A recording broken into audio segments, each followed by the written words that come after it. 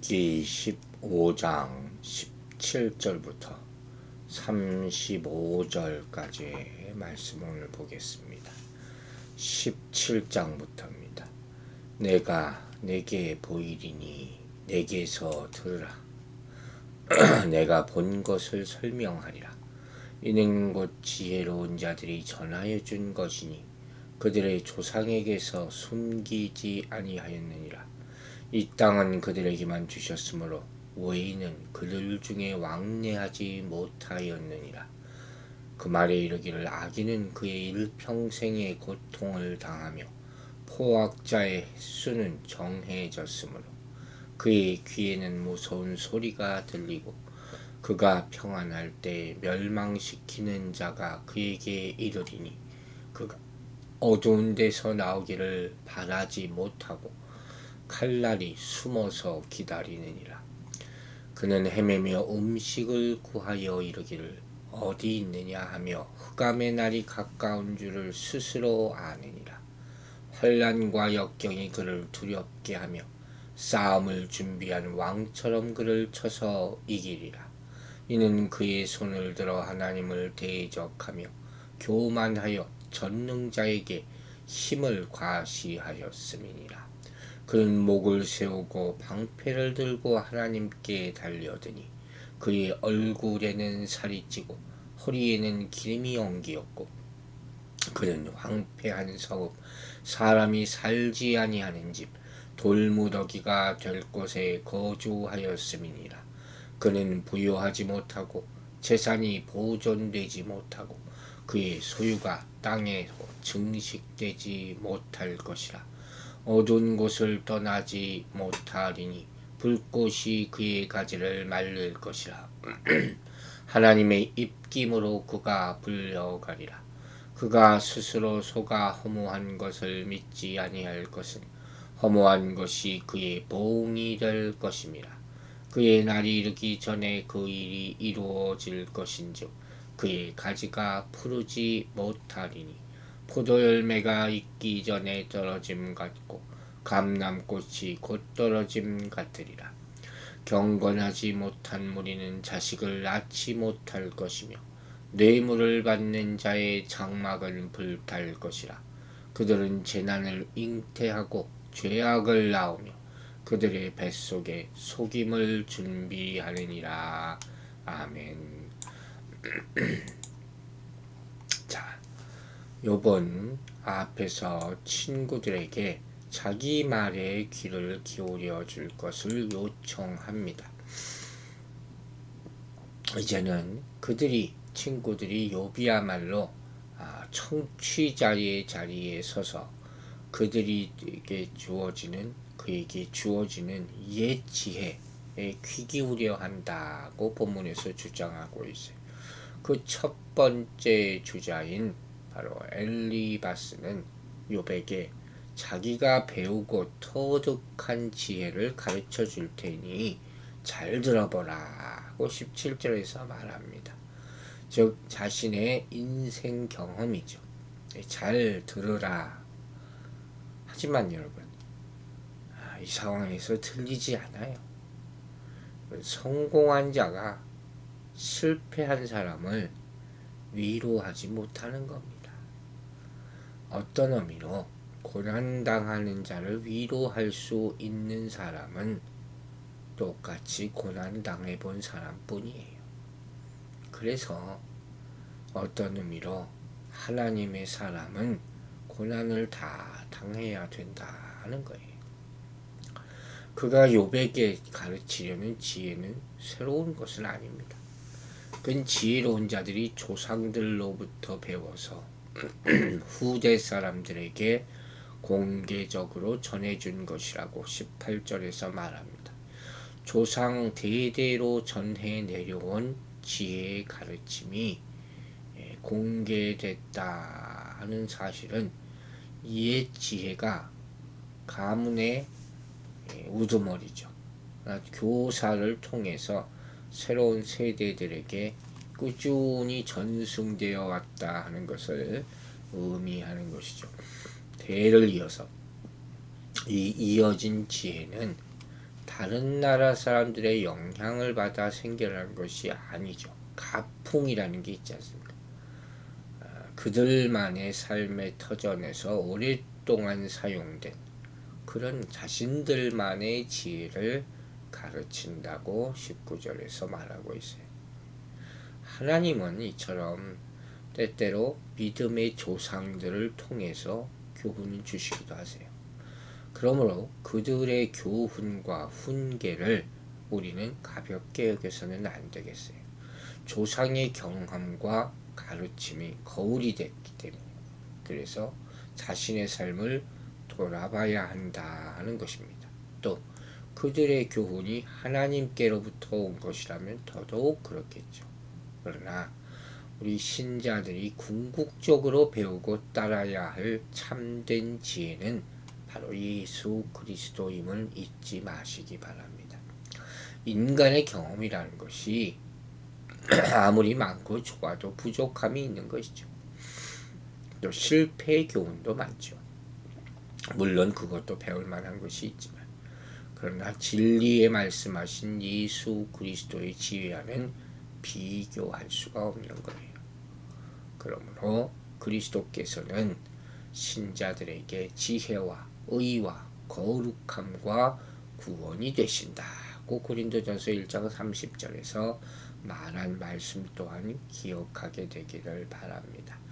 이제 20절부터 일리바스는 말하기를 지혜로운 사람들이 조상들로부터 전해받은 그런 지혜에 따르면 악인은 일평생 고통을 당할 것이고 하나님이 정하신 것 이상의 넉넉한 수명도 누리지 못할 것이다 그 말합니다. 즉 이 말은 욥에다 대고 대놓고 악인이라고 지금 얘기하는 거예요. 욥이 얼마나 고통 가운데 이 말을 들어야 하겠습니까? 악인은 평생 고통을 당한다. 악인의 길은 망할 것이다. 시편 1편에도 나와있죠. 포악자의 횟수가 정해졌다 하는 말은 고통의 횟수가 쌓인다는 그런 뜻이에요. 그들이 범죄한 횟수대로 심판을 받을 것이다. 뿌린 대로 거둔다 하는 말도 있죠. 진노가 쌓아간다 하는 말과 연결이 되는 거예요. 대대로 전해오는 대로 의인은 흥하고 악인은 망하게 된다. 공의의 하나님은 의인에게 상을 주시고 악인에게 벌을 주십니다. 심판을 즉시 행하기도 하지만 때에 따라서는 내버려 두기도 하신다. 내버려 두는 게 심판이에요. 포기, 하나님의 포기. 결국은 하나님의 심판의 때가 오죠. 인간은 마음에 하나님 두기를 싫어할 때 그때 망하게 되는 거예요. 그런데 문제는 여기서 엘리바스는 욥의 고난이 이와 같다고 여기는 것이죠. 또한 그의 귀에는 항상 놀랍고 두려운 소식만이 들려올 것이다. 저주에 가깝죠. 잠시 형통함을 누리는 것 같은 때에도 갑자기 멸망시키는 자가 들이닥치는 바람에 어두운 고통의 자리에서 도망칠 희망마저 없이 속절없이 칼에 맞아 죽을 것이다 하고 21절부터 말해요. 욥이 지금 당한 상황이 이것과 똑같잖아요. 이렇게 빗대어 말하고 있어요. 엘리바스의 말이 칼레 같아요. 그뿐 아니라 악인은 그동안 쌓아두었던 재산을 모두 잃고 먹을 양식을 찾아 유리방황하게 되지만 어디서든지도 식량을 얻지 못해 굶주리게 되고 마침내 자신을 위해 흑암의 날이 예비되어 있음을 알고 절망에 빠질 것이다. 23절에서 말합니다. 또한 환난과 역경이 그를 공포에 사로잡히게 할 것이요 승리를 위해 전쟁 준비를 완전히 끝낸 왕처럼 그를 공격해서 제압할 것이다 하고 24절에서 말합니다. 참으로 악인은 하나님의 심판과 재앙으로부터 벗어날 길이 없다. 하고 말하는 거예요. 이처럼 악인은 그 삶 가운데 결코 평강을 누리지 못한다고 엘리바스는 단정적으로 얘기합니다. 사람은 힘이 있고 권력이 있고 하면 평강을 얻을 것이라고 생각할지 몰라요. 그러나 실상은 그렇지만 않습니다.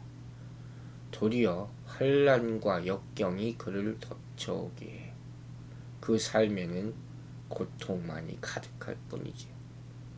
또 악인은 일평생 만족함을 얻지 못한다 이렇게 말합니다. 아무리 많은 돈과 권력을 가지고 있어도 부족하다고 느낀다는 얘기죠. 결국 더 큰 만족을 찾아서 헤매기에 곤비한 마음은 항상 가난하죠. 사람의 마음은 이 세상 부귀 영화로는 채워질 수 없어요. 오직 생수의 근원 되시는 예수님을 믿음으로 영접할 때 참된 평강과 만족을 얻을 수 있게 된다는 사실을 우리는 성경을 통해서 보게 되는 거예요. 25절부터 엘리바스는 악인에게 있는 두 가지 차원의 죄에 대해서 말합니다. 악인에게 이처럼 절망적인 현실과 미래가 준비되어 있는 이유가 어디 있는가? 왜 악인에게는 희망이 조금도 없는가? 그것은 악인이 손을 들어 하나님을 대적할 뿐만 아니라 교만에 사로잡혀서 전능자이신 하나님 앞에서 자기 힘을 자랑했기 때문이라고 말합니다. 그의 교만은 그가 목을 곧게 세운 채로 방패를 들고 감히 하나님을 공격하려고 달려든 데 있다. 이렇게 표현하네요. 이런 거죠. 하나님 앞에 회개해야 되는데 왜 자기 의를 자꾸 내세우려 하느냐. 하나님이 진노하시면 그 진노를 그대로 당해야지. 그걸 무슨 방패로 막으려고 하느냐. 이렇게 꾸짖는 거예요. 욥은 이런 적이 없었어요. 자, 이렇게 악인의 죄악은 수직적인 차원에서 볼 때, 즉 하나님과의 관계에서 볼 때 교만에 사로잡혀 있다는 사실, 그걸 얘기하는 거예요. 그것뿐이 아니라는 거예요. 그의 죄악은 수평적인 차원에서도 똑같이 발견된다. 무엇이냐? 오직 자신을 위한 사치와 향락에만 몰두한 탓에 얼굴에 살이 찌고 허리에 기름이 엉기는 비만증 환자가 되고 말았다. 27절 이렇게 얘기하는 거예요. 이 말은 뭐예요? 이웃에 대해서, 연약한 이웃에 대해서는 아무 관심도 없는 철저한 이기주의자였다는 것을 말하는 거예요. 신앙이란 때로 독선적으로 보일 때가 있어요. 특별히 믿음이 없는 사람에게는 그걸 우리는 좀 알아야 돼요. 주위에서 다 힘들어하는데 나는 은혜 가운데 있어. 이렇게 말하는 거 이거 조심해야 돼. 오해할 수 있기 때문에. 그럼 뭐라 그러겠어요? 너만 잘났냐? 이 교만해 보일 수 있는 거예요. 친구들이 보기에 욥이 그렇게 보였다는 거예요. 하나님 앞에 정직한 사람도 사람들 앞에, 세상 앞에서 이렇게 보일 수 있다는 그런 말이에요. 자, 28절부터 30절까지는 악인의 황량한 삶을 묘사합니다. 엘리바스는 악인이 당할 고통과 그에게서 발견되는 두 가지 차원의 죄를 언급합니다. 우회적으로 욥이 그러한 악인에 해당하는 자라는 암시를 주는 거죠. 아마 그는 욥이 이전에 누렸던 풍요로운 삶으로 인해서 하나님을 향해 교만한 태도를 갖게 되었다. 그 결과 파멸에 빠지게 되었다. 이렇게 생각하는 것 같아요. 그래서 그는 계속 이어서 하나님이 그러한 악인을 철저하게 심판하실 것이다 하고 말합니다. 그가 선포하고 있는 지금 심판 메시지에 의하면 아기는 더 이상 자기 몸을 둘 데가 없을 정도로 그의 재산, 소유 다 절단이 나요. 그래서 황폐한 성읍과 사람이 살지 않는 집, 그리고 돌무더기에 거주하게 될 것이다. 이렇게 말합니다. 또한 그는 어두운 고통의 자리에서 벗어나지 못한 채로 불에 탄 나무나 하나님의 입김, 즉 바람에 날아가 버리는 나무처럼 불행한 운명을 맞게 될 것이다. 이 30절에서 말합니다. 이제 31절부터 악인이 받을 보응에 대한 말씀이 나옵니다. 욥을 하나님의 심판을 받아서 망하게 될 악인으로 간주해버린 엘리바스는 그에게 더 이상 스스로 속은 나머지 허무한 것을 의지하지 말라고 경고하고 있어요. 허무한 것을 의지하면 허무한 것이 보응이 되기 때문이다 하는 말이죠. 말인즉슨 틀린 말이 하나도 없어요. 엘리바스는 불경건함이 악한 것이 황폐함에 이른다 하는 사실을 나무의 열매나 꽃에 비유해서 설명을 합니다. 즉 나뭇가지에서 생기가 빠져나가고 포도 열매가 익기 전에 떨어지고 감람꽃이 무더기로 떨어지는 그런 현상을 비유로 드는 거죠.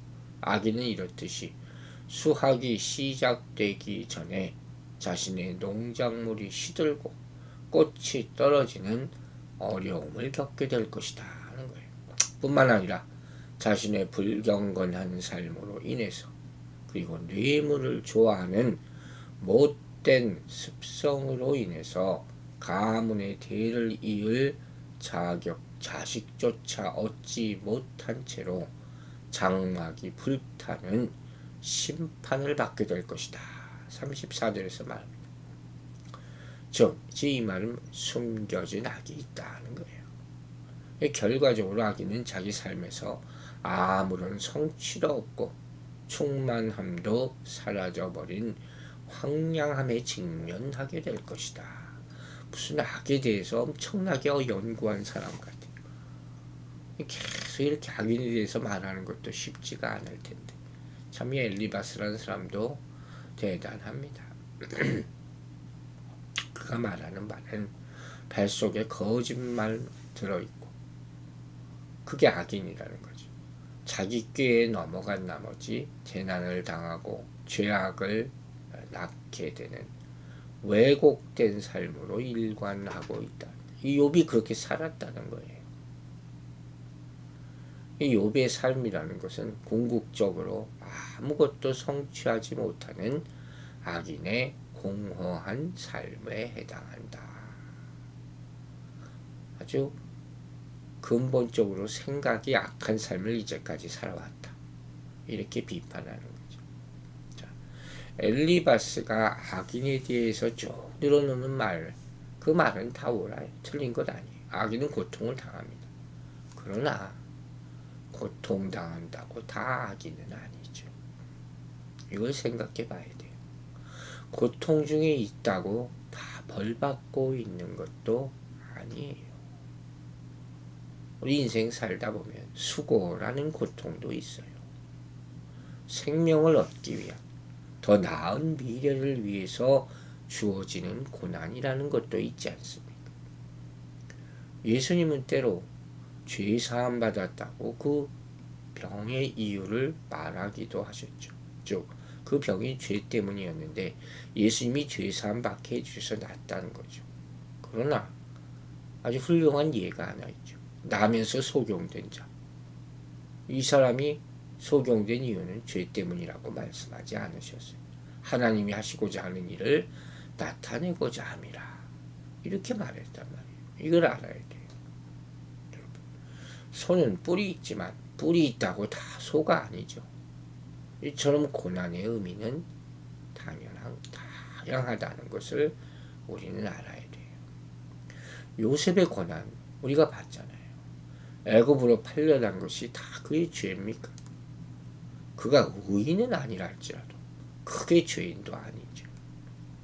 그의 삶이 죄된 삶이었습니까? 감옥에 들어갈 만큼 그가 죄를 지었습니까? 아니에요. 어디서든 모범적인 삶을 살았어요.